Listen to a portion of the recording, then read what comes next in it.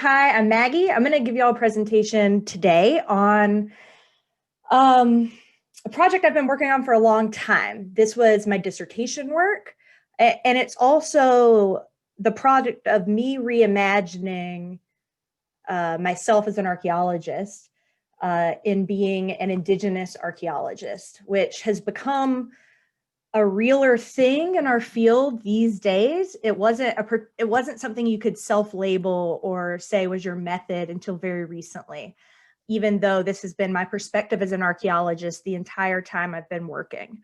So what I'm going to do, we're going to look at some artifacts from the Fort Center Archaeological Site in Central South Florida. And I'm going to introduce you guys to the idea of Indigenous archaeology and show you how they intersect and inform each other. All right. So let's talk about Indigenous archaeology for a second. So in general, the way that we conceive of Indigenous archaeology as a field right now is a community consultation model. This is born straight out of the NAGPRA legislation that came out in 1990. And it's really focused on not exactly in-stage interaction, but it's focused a lot on consultation specifically, rather than indigenizing various aspects of archaeological projects from the ground up. There is some work in archaeology that comes from a more emic and I would say indigenized perspective, especially in interpretation in archaeology. You see this a lot in iconographic work. You see it a lot in work on Mayan hieroglyphics, where you're trying to adopt an explicitly emic view from the culture that produced the artifacts in your interpretation of those artifacts. It's not really called Indigenous archaeology. It's not called indigenized interpretation, but functionally that really is what's happening. When I talk about Indigenous archaeology, I mean a full set of decisions that are made based on an Indigenous perspective. First is an Indigenous research question, and that means a question that serves the ends or the interests of modern living Indigenous people, right? This is an idea, right? Your research question is based on an idea that's deemed important by an Indigenous person, okay? The second is an indigenized site selection. So like all archaeological projects, your site selection and your research question have to flow from one another or flow with each other, right? You can't just pick a site because you think it's cool. It really needs to answer a question. And in this case, an indigenized site selection flows from an indigenized research question. Indigenized theoretical paradigms are extremely important. Now, this is, I think more people are trying to do this in archaeology these days. It's extremely difficult to do, but people are trying. And this is doing things like using Vine Deloria's work, or even looking through and understanding the recordings that John Swanton made in the Southeast and using those a little bit as a theoretical paradigm through which to do your research as an archaeologist. Now, the most difficult of all of these to achieve is an indigenized analytical method. And the reason why that's difficult is because archaeology is a science. Science is a Western construct. It's extremely difficult to find a place where science and indigenized paradigms of thought don't conflict with one another. And you can actually have something that's an indigenous method that's also a scientifically acceptable method, okay? And it's very difficult, but this is something that I think I achieved in this project, which is why I want to harp on it a little. Again, indigenized interpretive methods, which is, I think, a little bit at hand for archaeologists. It's easily understood. And finally, an indigenized dissemination of conclusions. Now, this is the most important part. This is vital, because when people are not well educated on our conclusions as archaeologists, then bad things happen to modern Indigenous people. So when we don't tell people about Mound Key, okay, we don't tell people about these incredible engineering feats you see at places like Cahokia or Poverty Point, then those people who could learn that eventually become legislators, people in the judicial system. They become executives in the American government, and they create policy that is built upon false ideas of Native American capability. Okay, so this is super important. It's incumbent upon us to be really good about disseminating our conclusions and sort of forceful about it, in my opinion. Okay, so now the stakes are super high. Let's talk about this case study of work that we're talking about today. So of the wood assemblage at Fort Center, 114 artifacts from that assemblage are zoomorphic wooden carvings. All right, I'm going to talk about my analysis of that assemblage. I'm going to talk about one particular type, like a functional type that I found out was in that assemblage, which I'm calling a grotesque. I'm going to talk about using southeastern languages to create an emic analytical lens in the understanding of this assemblage. And through that emic analytical lens, I'm going to talk about the discovery of an Io motif in the zoomorphic wood carvings. All right, so that's just so you know where we're going. You'll understand when we get there. So where's Fort Center? You guys are from Florida. You have a decent idea of where Lake Okeechobee is. Fort Center is right off of Fish Eating Creek. Lake Okeechobee, I mean, y'all know where Lake Okeechobee is. The site itself was occupied, we think, for at least 4,000 years. I don't think we've ever really gotten to sterile subsoil at the site, as far as I know. There is like a marl there that blocks us. We need to get a jackhammer out there. And again, we don't know if that occupation was different people, if it was seasonal. For all of the work that's been done at Fort Center, it's just kind of a massive site that does not have enough people working at it for continuous amounts of time, in my opinion. As far as we can tell, you know, Victor Thompson and Tom Placon and Kristen Gramillion's work has shown that this was a site that was occupied by people who hunt, fish, and gather, and was not an early location of maize use in the Americas like was previously believed. And it has at least 18 monumental constructions at the site.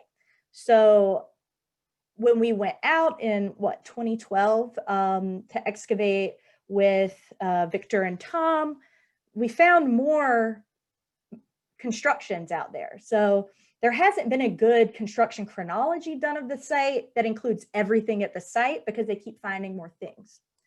And it's seen as fundamentally different. Again, a little bit of this is like preaching to the choir because y'all work in Florida, but you know that South Florida is seen as particularly different in terms of lifeways, practice, and anything that we can really measure archaeologically is different in South Florida compared to the more northerly areas of the Southeast. They're living different lives, right? So here's a map of Fort Center. This is taken from Victor and Tom. The assemblage that I looked at for my dissertation came from the Mound Pond complex right here. We've got some dates coming from these artifacts, some of which were pulled out in a salvage excavation a couple of years ago.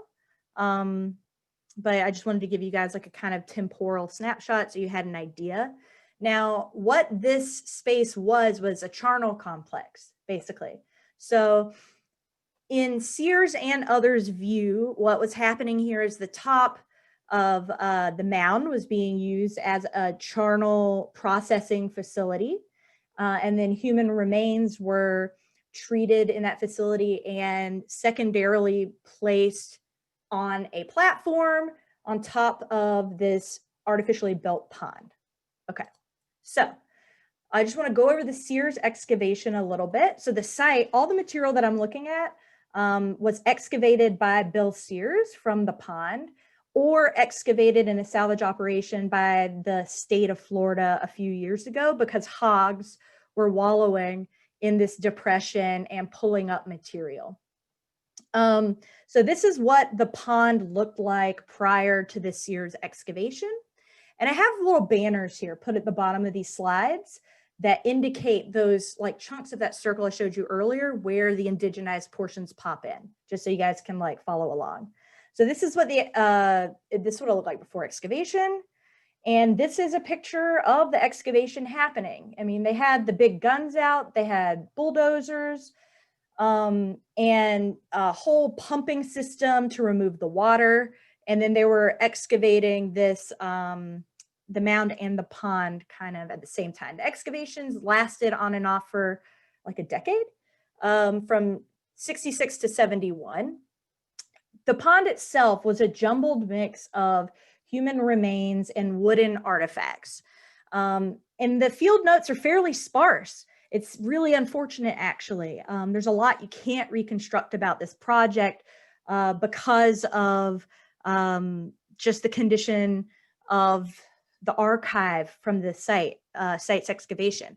A really great thing that this excavation did do, oh wait, no, I'll go back to the great thing in a second, sorry.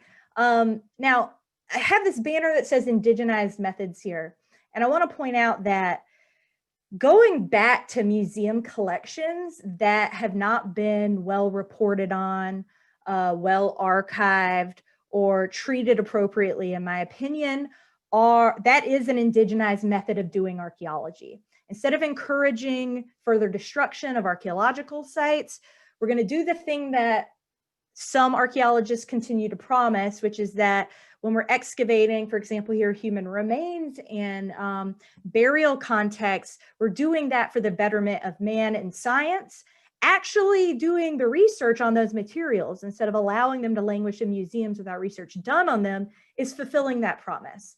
So here, that is part of the reason why I chose to work on this material, is to kind of attempt to fulfill the promise to Indigenous people using my archaeologist hat, okay?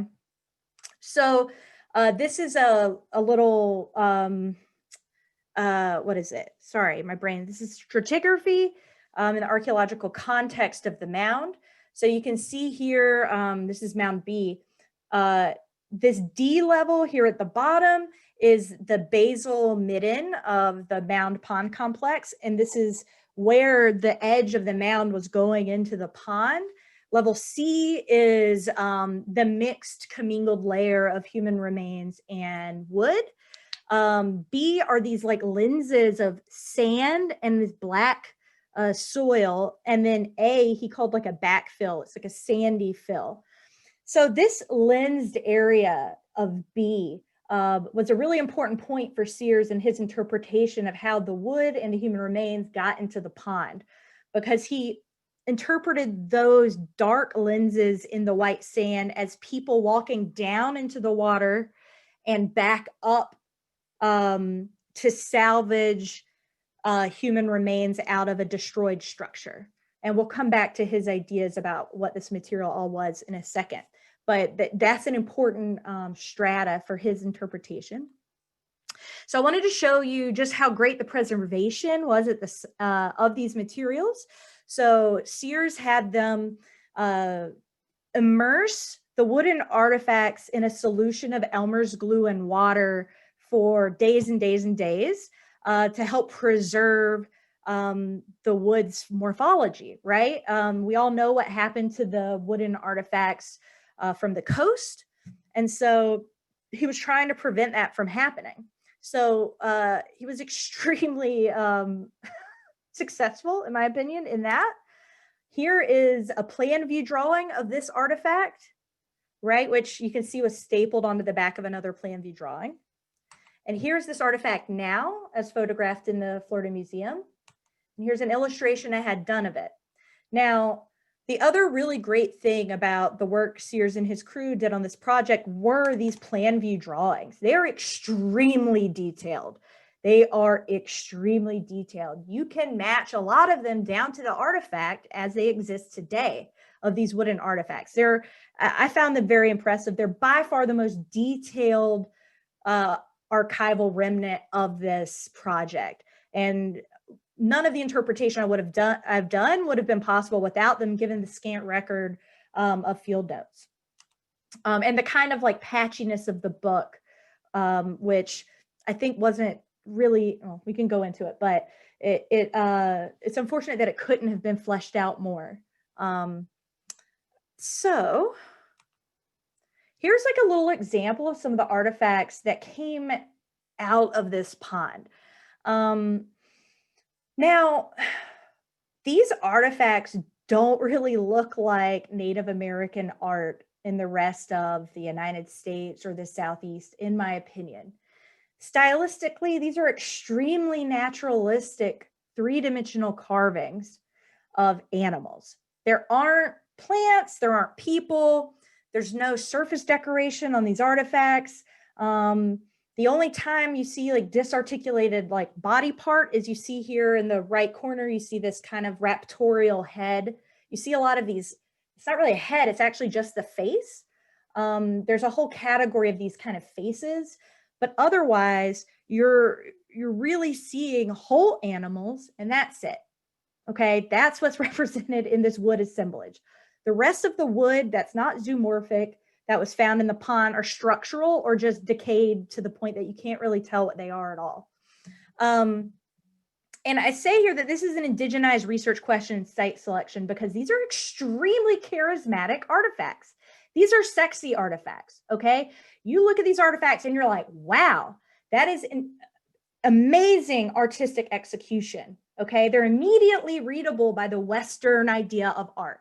And in my opinion, people being able to see these artifacts would help people understand that in the rest of Native American art through time across space, that the more abstract styles are choices rather than constraints of an inability to execute a naturalistic one-to-one style.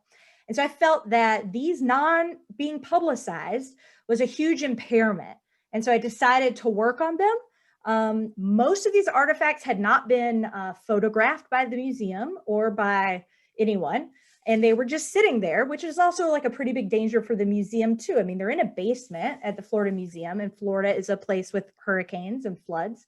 So they were extremely eager and excited that I was there to help them record all of these artifacts.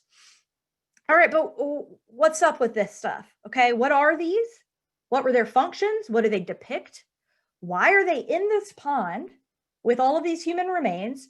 And what's their cultural meaning, right? Those are the questions we have with this really, 114 artifact large assemblage. So Sears had some ideas about what these were, okay, answering these questions. In his conception, there was a platform, a wooden platform kind of dock thing over the pond.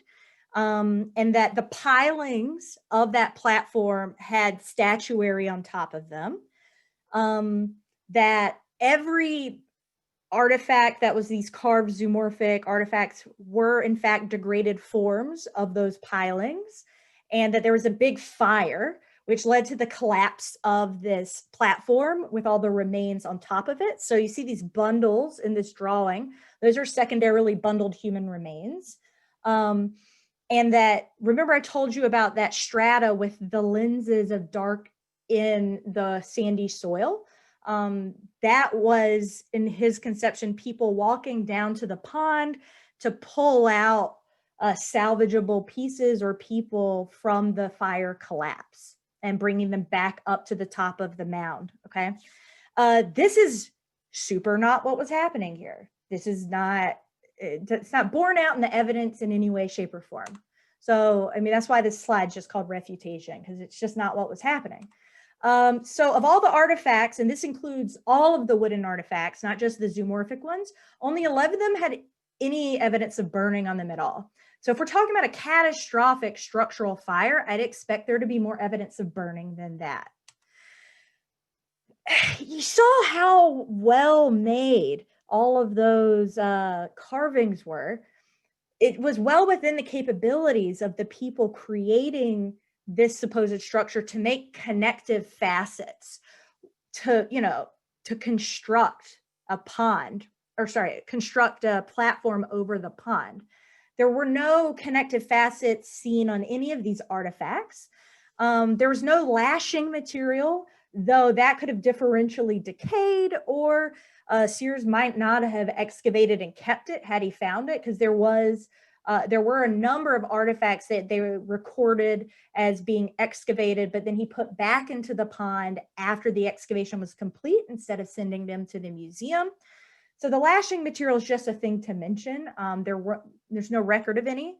There's nothing that's horizontal in the assemblage. I can't find a single artifact that appears to have been used in a horizontal fashion structurally. There are a number of structural pieces that appear to have been used vertically, and they're very clearly have been used vertically, but nothing, there's no planks, there's no horizontal poles, nothing. And if you look at the morphology, right, these are not very decayed artifacts, most of them. They're not all decayed. He called them tenoned carvings, these pilings, right? Most of them, in fact, are intact as they were when they went into the pond, from what I can tell. And so that doesn't hold up. And also, sorry, I forgot one thing here. If you look at the depth of the pond and the height that would be required of these pilings to keep the the carving that's artistic above the water level of the pond and a platform, they're way too short. There's not a lot of evidence for this. So now I'm left again with all these artifacts. I'm pretty sure that Sears's idea his model is not an accurate representation of what's going on here. And I still haven't answered any of these questions. What are the objects? Why are they in the pond? And what's their cultural meaning? And so I had to go back to do some old school archaeology and make some typologies. And I have to say, I was extremely excited about this. I guess that's the sick little part of an archaeologist in me. I love a good typology. But given that I'm able to make a typology anew, right? There is not a comparable assemblage of artifacts like this anywhere that I could find. I wanted to do it as well as I could and try to build it from the ground up in a way that would be as, in my opinion, indigenous as possible. So what I ended up deciding on was doing two different typologies. One is a typology of function, which is determined by the overall morphology, the shape of the artifact, and one of the figures that are depicted on the artifacts. And so specifically in the figural typology, I'm looking at the motif and thinking about the figural referent. So the motif is like what you're seeing. And a figural referent is what you think the artist was thinking of when they carved it, okay? So we're going to talk about both of these, but only in like one thin case. So let's talk about function first. So again, we had a lot of artifacts here. I found two big categories: utilitarian artifacts and iconographic artifacts. So there are two categories of iconographic artifacts I found here that I'm extremely confident in what they are. One is the grotesques, and the other are these false antler headdress remnants. The last two categories, which are an interior statuary category and a figural face category, I'm really confident that the figural faces are all serving the same function, but I have no idea what that function is. And then, no, go back. And then the other, this interior statuary, I'm still working this out. I'm not even sure that these are all the same function or not. But that's just to give you a look at where we are. We're going to talk about grotesques today. So here is a series of artifacts that fall into this grotesques category. Again, this is what Sears would call a tenoned animal carving. So the way that an artifact is included in this functional category is that they show an entire animal, okay? They show a whole animal. And then in the bottom, you see this tenon, right? You see a piling, a post at the bottom. It's one single piece of wood. It's vertically oriented. And here are some of the really nice ones that are preserved. So I started trying to really look into these, understand them, really get acquainted with the artifacts. And as far as I can tell, there's only two motifs seen in these artifacts. Something I was calling a raptor and something I was calling a carnivoran, which others would maybe call a cat. One of these that Sears called a fox, I think, is also one of these sort of carnivorans. And as I was describing them, I noticed that I kept calling them certain ones down facing. You can see here that this is the really famous one. He's kind of hunched down. This one is really hunched down. And then this one, which is smaller than the other artifacts, is just straight over to the side. And this led me to think that there was probably some implied observational directionality in these artifacts. That instead of the figure that these artifacts are depicting, right, being a figure that's looking down, that it had something to do with where people were looking at these artifacts from when they were being used, okay? Again, here you see these curved down, and I started thinking that perhaps they were being looked at from below, right? That these were on roofs of buildings. So I started looking around, are there statuary traditions in the world where you have statues looking down from above and you're meant to look at them from below? And yeah, if you go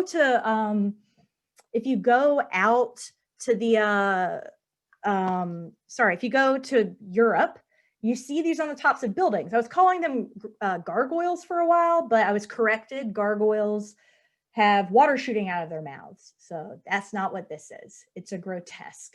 I have some issues with the name grotesque, even though it brings up this nice like European workshopping tradition, which I think was probably existing in the manufacture of these artifacts at Fort Center.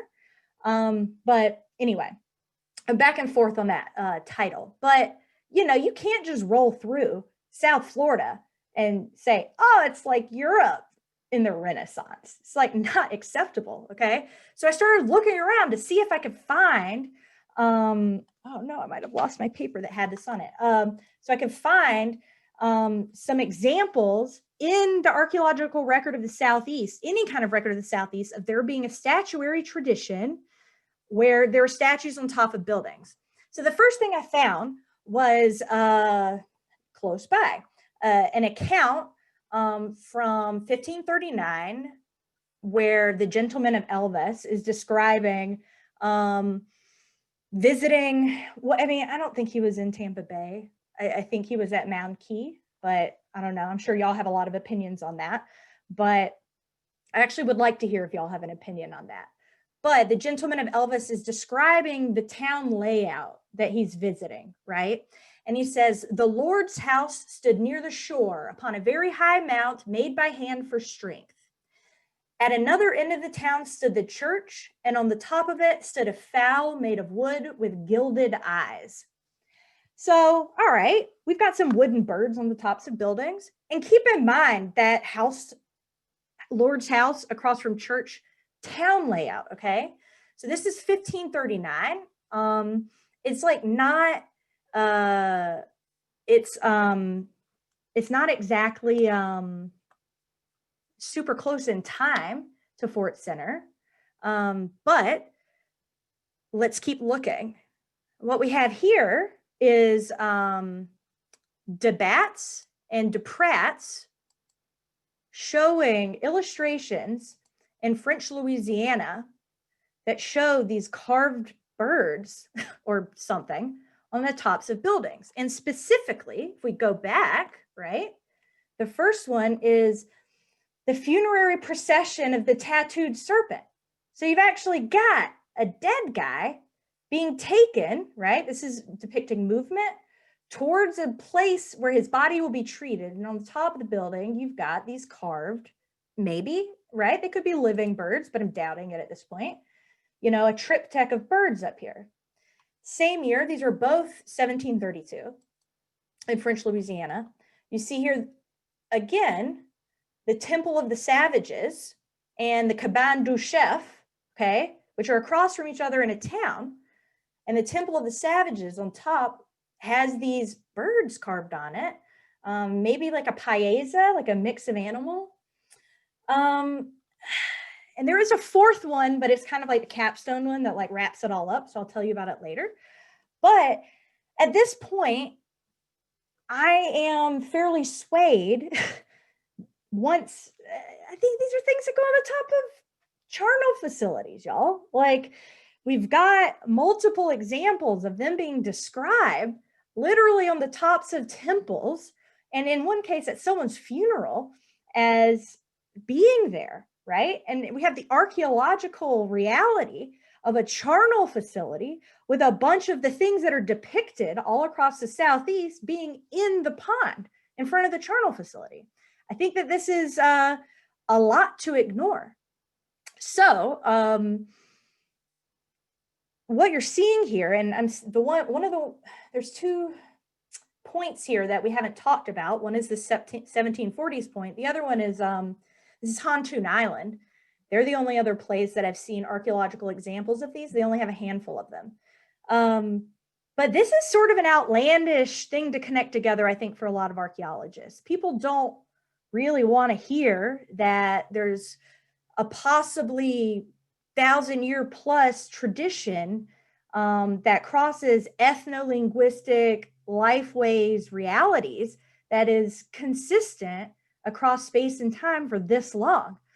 And the reason I have indigenized interpretive method on this is because I would argue that no one would have a problem with assuming that a cross on the top of a church in Tbilisi and a cross on the top of a church in London are referencing the same thing, maybe in different flavors, even though those 2 places are very loosely related to one another and have very different trajectories. And so by indigenized interpretive method here, I'm saying allow humans to do human stuff, okay? Humans can participate in high ceremonial activity that is congruent with one another while not participating in any other things per se that the other people are. Okay, so little rant there. So let's move to now the other side of this, which is the figural typology. So I told you before that these figures I was calling a carnivoran and a raptor, right? What's a carnivoran? So a carnivoran comes straight out of Linnaean taxonomy, right? It's a consequence of when I was going through this work. Yeah, you could call it a cat, you could call it, but you could also argue it was a bear. One of them you could argue was a fox. I tried really hard to be extremely conservative in identifying figural reference for these artifacts. And so I had, like, like you do in zooarchaeology, gone up, right, to carnivoran. And then what's a raptor? A raptor is not a Linnaean thing at all. Raptor is Anglo-American folk taxonomy, right? Raptors are accipiters and sterigiforms and a whole variety of taxa that, as Anglo-Western lens thinkers, we think of as birds of prey, right? And now that we have genetics, right, you can do real phylogeny. Even the Linnaean taxonomy is maybe not as substantial of a reliable, objective scientific marker as we've assumed it's been the whole time, right? Prior to genetics, we're adjusting the taxonomy as we go. So I'd argue if we're already kind of using what's called a folk taxonomy, why not use a folk taxonomy that's more appropriate to the people who created these artifacts? What's a folk taxonomy? All right, over here you see again, you got a Linnaean taxonomy going on. This is a folk taxonomy. It's how people categorize objects, or in the case of taxonomies, animals and plants in the world colloquially in their own cultures. I love this quote by Dunnell because it's so non-Dunnelly, but it's fundamentally necessary to understand that folk taxonomies are already, not riven, but they're all through science already. And so I decided to try to produce a folk taxonomy of animals for the southeastern United States based on indigenous languages from the Southeast. Y'all know well that we don't really have a lot of language left over from South Florida, if any. And so I had to take a broader view. I couldn't use the language that the people at Fort Center spoke, because God knows what that was. So I tried to find what I'm calling a pan-southeastern folk taxonomy of animals by looking at taxonomic structures embedded in indigenous languages of the Southeast, okay? And I was hypothesizing that if I found a like taxonomic structure across language families, that was probably an accepted pan-Southeastern cultural folk taxonomy, right? That if multiple language families had the same taxonomic structure embedded in the language, that was probably something salient for the region. So I looked through a bunch of languages. I know Muskogee better than any of the others, which becomes very clear in my analysis. And I did something called a lexical item analysis. And again, I searched for the like taxonomic structures across the languages and combined them into a pan-Southeastern folk taxonomy. So what's a lexical, oh wait, sorry, 1 second.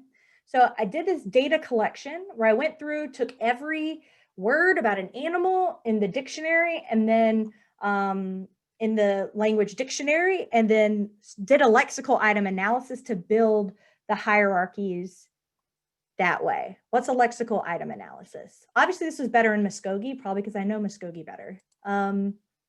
So you have something called a primary lexical item, like the English word oak.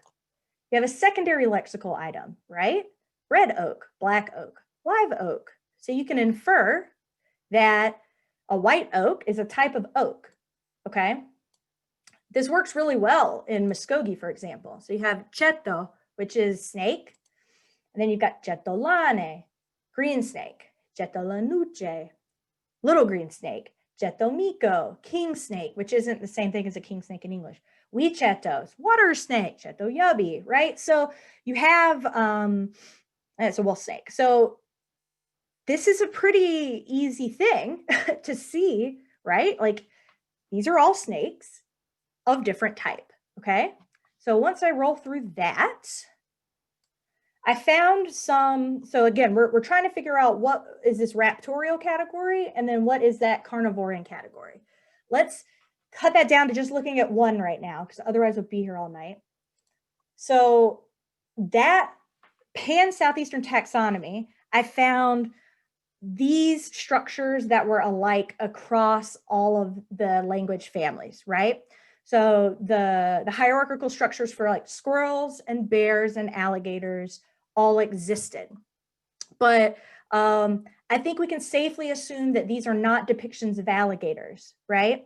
So if you cut it down to what could these be depictions of, hello, there we go. You really only have a handful here. Hawks, hawks, owls, birds, ducks, turkey, and peafowl, okay?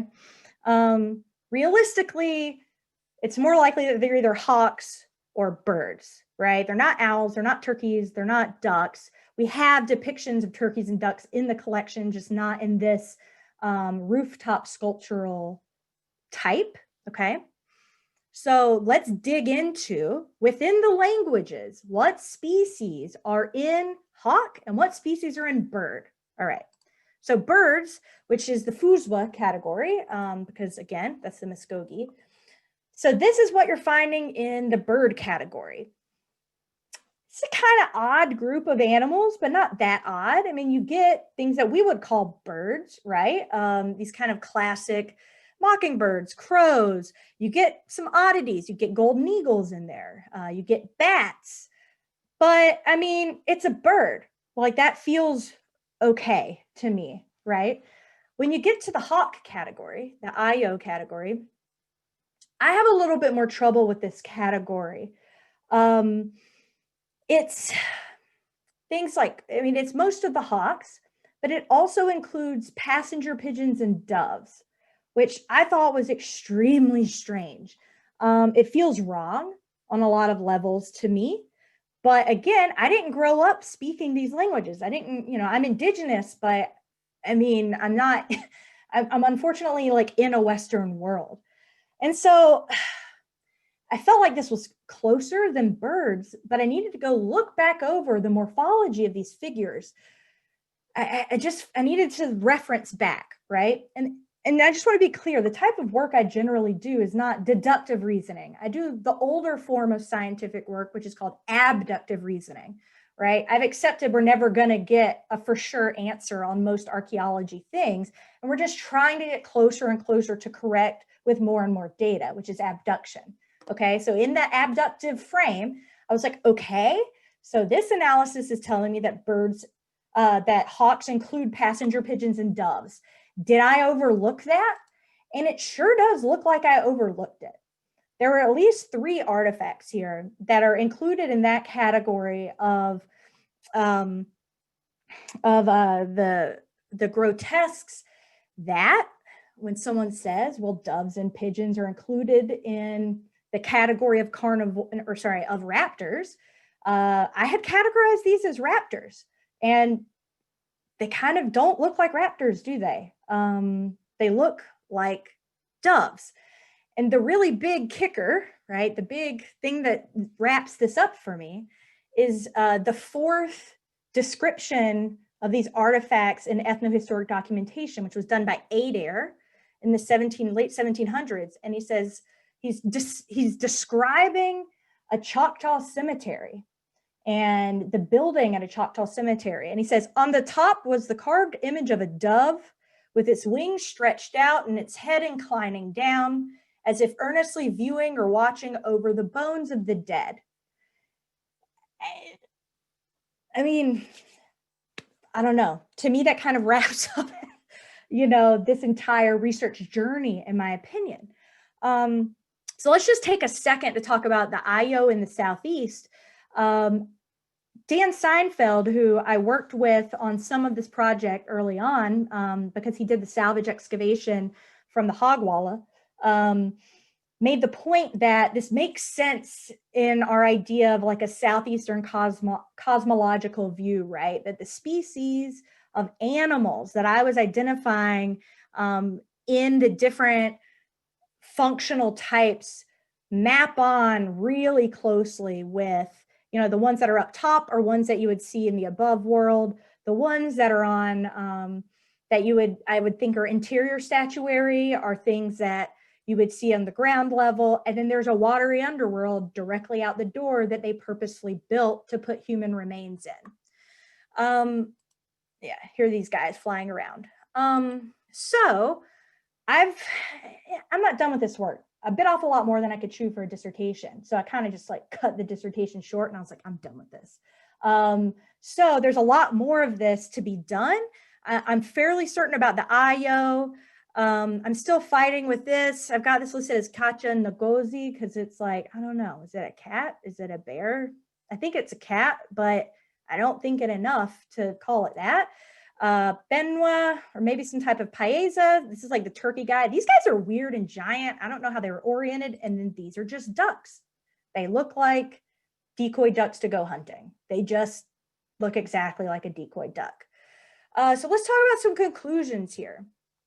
I don't know if y'all noticed, but I haven't explained how these things got in the pond from the top of the building. That needs to be we got to talk about that. I think that these carvings were seen as members of the community, that these were venerated, publicly interacted with members of the community that were on top of buildings, and that when their lives were done, they interred them the same way they did other venerated members of their community, in the deeply Florida way of putting underwater, right? That has deep antiquity in Florida. I think that these people at Fort Center were participating in a pan-Southeastern tradition rooted in a pan-Southeastern cosmology that crossed ethnic, linguistic, any kind of boundary that you can think of. I think that there's a lot less disjuncture in the kind of high cultural traditions that we expect, than we would expect between people to the north and people in the south. As in that you see in the material culture, there's less actual cultural disjuncture. And I think we have to think of people in South Florida as leading multi-ethnic, interactive lives, just as robust as the ones we live today. And I want to shout out, God, his name just flew out of my head, who illustrates these lovely illustrations in South Florida, because he sure did catch this. Do you see these little carvings of animals he put on the tops of all the buildings? Sorry, I keep hitting the button. He caught it pretty fast. They shouldn't be on all the buildings, but the fact that they're on buildings is like an A+. So again, we're talking about deep time and broad connections. We're talking about, I don't know why that was so weird and disjointed. We're talking about this similar grotesque tradition seen all over the Southeast, seen through deep time. And if you take Fort Center as the crux point, that pulls us way back even further with how we have watery burials and those traditions. So we have this like lovely deep time connection that is tactile now through this one spot at Fort Center. So I really appreciate y'all giving me a forum to chat about this. I'm excited. I don't often get to talk to Florida archaeology people about this work, so thank you so much.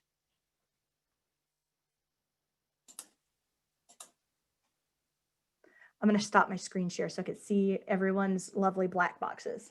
Oh, thank you. That was amazing. That was such a fascinating talk. And it just makes me think about like, because we usually have our talks at Weeden Island. So it makes me think of like the Weeden Island period, like zoomorphic pottery and like the different animal types that we always think about that those pots are and that kind of a thing. I don't know. Well, that's the thing is that's another, once I can get everything out about this assemblage, I think there's a pretty easy line to draw from those like zoomorphic ceramics to the interior statuary depictions, because they're extremely similar. The thing is there are animals you would not expect to be left out of this that are left out, right? There are not depictions of amphibians, turtles, fish, snakes, none of that, right?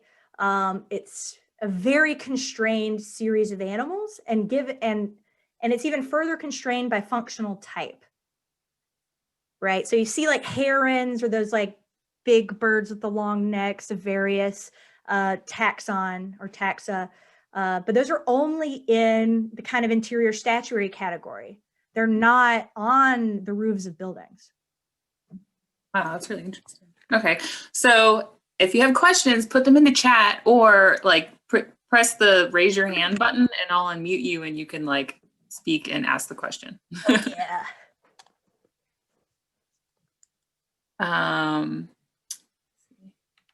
Oh, yeah. Lindsay Block said that vulture effigies have been interpreted ethically in other contexts in Florida and associated with funeral contexts.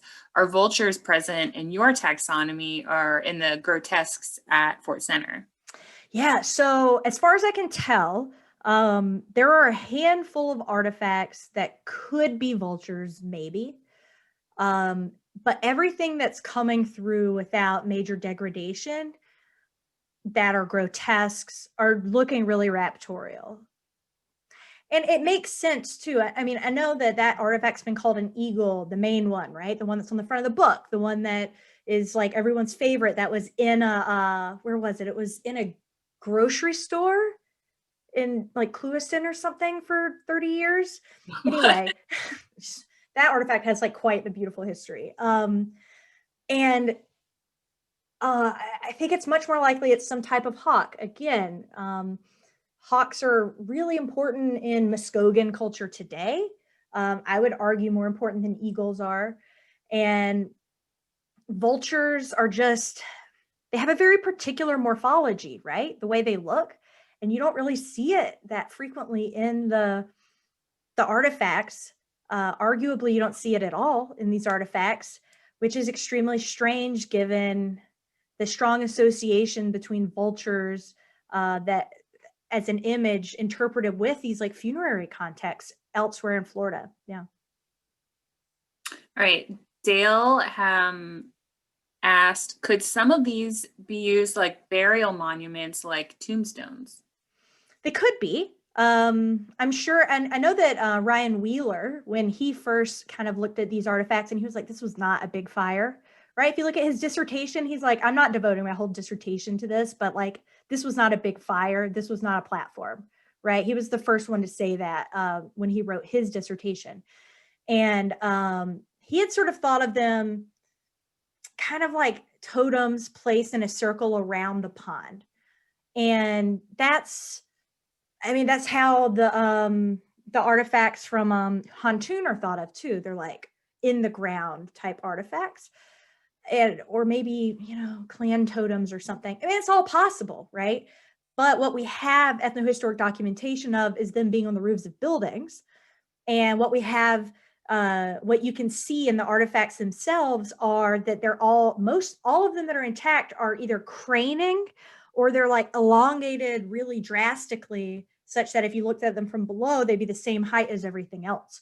So I think the data suggests that they're on the roof of buildings, though, of course, oh, sorry, one thing. The one that's looking to the side that's shorter than the rest, that one had to have been on the ground, in my opinion.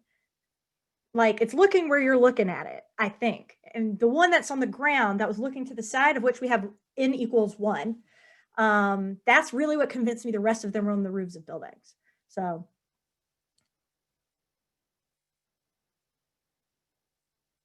These are good questions. Sorry. Marilyn asked, and you kind of touched on this, but the way many of them are oriented, could they be placed in the ground in a circle for a type of dance or a ritual? Yeah, so I know that there are those, what are they, Debray illustrations of people dancing around, and they've got like the wooden, what is it, an arm or a leg or something. I've looked at those, and they could be, yeah, definitely the one that's looking to the side, I think, again, was looked at something closer to eye level. Not just because of the orientation of its head, but its scale, it's just a lot smaller. They're significantly smaller. So I mean, it's possible. I just don't think that it's the most parsimonious explanation. All right. Debbie asked, I visited Fort Center a couple years ago. Is the site being stabilized, or what's going on out there now? Yeah, so the hog wallow happened. And after that, the state did a salvage excavation with the Seminole tribe. And I think maybe Victor went out and helped because they had some field school students dinking around. So they excavated out what was in danger of getting damaged, sent it to the state, and then they put down a bunch of fencing on the ground so that the hogs couldn't bring more material up. So I think it's pretty stable, honestly. Of course, the parts that like abut fishing and creek are always going to be subject to erosion. And then the thing they have labeled as Mound 10 is actually a push pile from the Sears excavation, but that's okay. It's like the best looking mound is a push pile. But that's all right. As it happens, that happens. Okay, Dale had another question. So which of the pieces were found after, from the disturbance from the hogs? Like, a lot of these are obviously from the Sears excavation, but which ones were like more recent finds? So this is my favorite part of this, is how all these artifacts ended up where they are. So Sears did an excavation. He dug up a bunch of stuff. Okay. I was looking at that stuff at the Florida Museum at the same time that the salvage excavation was going on, that I had no idea what was going on, right? So I was pretty upset after looking at all the plan view drawings because there was a lot of stuff missing. The collection was missing like half of the material, it looked like to me, some of which would have been extremely distinctive. And I got a call.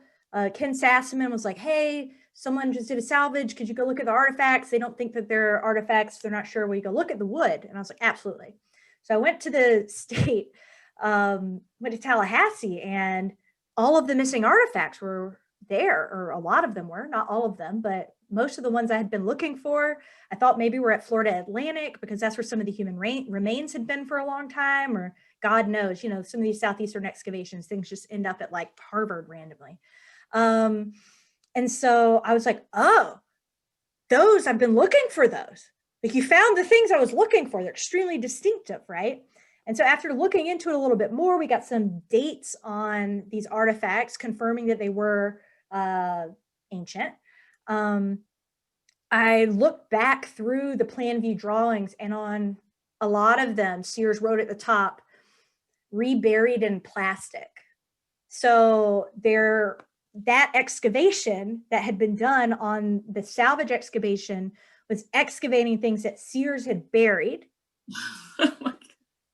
And there was a lot of things. One, I could tell the artifacts were the artifacts I was looking for. And two, there was like, modern string from the 60s wrapped under things. Or, you could see in one of the photos of the excavation a little corner marker, and then they found the corner marker in the salvage excavation, And so so I would assume that some amount that are still missing are actually, they were excavated, recorded to a degree, and then reburied. Some of those that were reburied were re-excavated and are now at the state. And then I think Sears kept the ones he thought looked the best, that were the most preservable. I think he was like, there's not infinite storage for this stuff. I mean, I don't know. I never talked to him, but I'm assuming he thought there wasn't infinite storage. He knew what happened to some of the other wood assemblages, and probably just thought that these artifacts were better off left there. And so they were, yeah. Wow, that's crazy. That's like the archaeology of the archaeology. Yeah, Dan and I have a whole paper about this that's like in press at the Journal of Field Archaeology, where we're like, hey, guess what we found? We found string from Bill Sears. Yeah. All right. Anna said, very interesting talk. She wants to know, have you 3D scanned any of the figures, and could that be helpful in kind of picking out some more details that might not be as readily visible? Super helpful. Yeah. So right now I'm trying to organize, COVID has happened. Okay.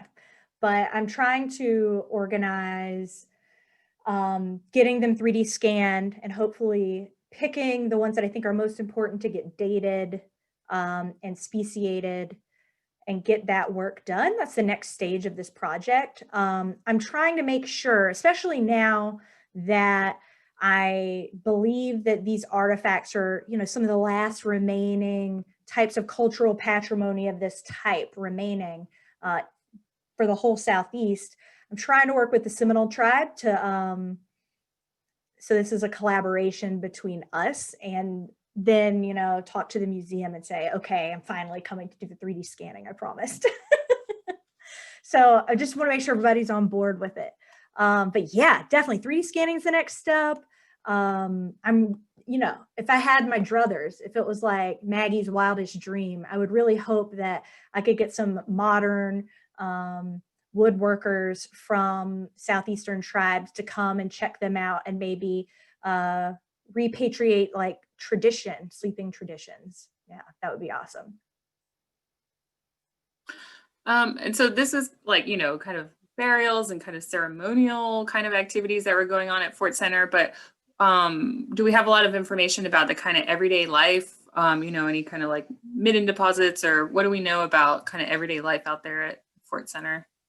Yeah, so, I think Sears's work was really focused on trying to figure out like what is going on at this kind of crazy site. And Victor's work has been kind of focused on what is going on at this crazy site, right? In my opinion, to really get a handle on Fort Center, we need a small army of graduate students. I mean, the site is begging for multiple dissertations to be done on stuff. Like, I thought I was doing something completely different. I thought I was answering this question. I was like trying to find a household, doing household archaeology, because no one really found a household at Fort Center before. We have like a big midden along Fish Eating Creek, but not households, right? And I got totally derailed into this because it was begging, it needed to be done, right? So I'm hoping we can get some more people out there researching so we can put the entire picture together. Because, I mean, you notice I didn't talk about, again, the daily lives of these people. I didn't talk about any of the other structures on site. I didn't talk about how they, you know, we know that when King Kalos was dominioning around, that the people on the interior in this area were kind of vassal communities, right? Was that always the case? Was Fort Center a subsidiary, or was it some sort of center, you know? We don't know. And it's really frustrating. And it doesn't help that I hear people say things like, oh, the ceramics in Central South Florida are so boring. Like, yeah, I mean, all ceramics are boring. Like, why'd you pick that? You know, like there's other stuff to look at, y'all. So anyway, we know people are hunter-gatherers. We know they're trading some, I mean, Bob knows this, they're trading some with other people. So they, you know, they're acquainted with Okeechobee Basin groups. Eating a lot of turtles, right? They're not growing maize. I mean, it's like they're building weird stuff. We know that too. But we don't know if they're living there all year. We don't know if they're coming and going. We don't know if it's a ceremonial, like an empty, vacant ceremonial center. I mean, still a lot of questions. We do think maybe some alligators were pooping in that pond after it was built, but before they started using it as a charnel facility, which also, like, that's another thing. Do you have people out there just like watching all the time? You're putting people underwater, human remains underwater, in a place where gators used to hang out. I don't know. Sounds like a lot of work. Yeah, that's could be dangerous. All right, last one. Lou sent me a message, and this is exciting because I didn't see this in my newsfeed, but apparently Biden announced that he chose Representative Deb Haaland for Interior Secretary. Deb's the best. Very exciting, but I guess it kind of goes to what you were talking about, kind of indigenizing archaeology. So, like, how important, is it to have that kind of representation within archaeology, but then, the Interior Department, it seems like there's a lot of good movement that's kind of happening on that front. So I don't know. I hope so. I mean, it's kind of weird. Like my newsfeed right now, maybe I hope I don't upset anyone in the chat who might work for the University of Florida Press or anything, but the competing things in my timeline right now are this awful, regressive, anti-repatriation book, the University of Florida Press, not the University Press of Florida, but like they're kind of the same and one's an imprint or whatever, is publishing, that's like, pretends like the last 30 years has never happened, and Deb Haaland being made the Secretary of the Interior. And it's like the perfect encapsulation of what I feel like my career has been like, right? On one hand, I get, one of my mentors, even though I never worked under him, is Ken Sassaman. He's always been super supportive of my research, even though he gets literally no benefit. I'm not on his, like, she's one of my students, whatever, nothing, right? And he's like, he was the first one to help me put words to what my work was, right? You're doing Indigenous archaeology. And I was like, yeah, that's a way to describe that. And he would always tell me, he'd say, Maggie, you're beating a dead horse, right? We're all there. We get it. You got to go to the next level of like research. And then I go to the SAA or something and I'm like, oh, we ain't there. Just Ken is there. Like Ken wants to see something more exciting, And so I feel like that's like it's like a cognitive dissonance that as like an Indigenous person in academia, you have to live with, right? And just be prepared, people are going to be really mad at Deb because the Department of the Interior does terrible stuff all the time, does wonderful stuff all the time. And people are going to get really mad at her, So you just got to hope you're taking more steps forward than you're taking back. Well, thank you so much. That was such a great talk, and we're so happy that you had the time to come speak to us and really appreciate it. Thank you. Thank you so much for the invitation. This is lovely. And, if anyone has any thoughts, again, when you write a dissertation and a work that's so hyper-focused on something, I mean, I guess we all do that to a degree, But like, if you guys are like, man, I feel like she forgot this thing, or, oh, what about this parallel she didn't consider? Talk to me. Let's write it up. All right, well, thank you, everyone. We'll see you next month. Hope you all have a wonderful holiday. Please stay safe out there, everyone, and we'll see you in 2021. Finally. Yeah. Bye, y'all. Bye.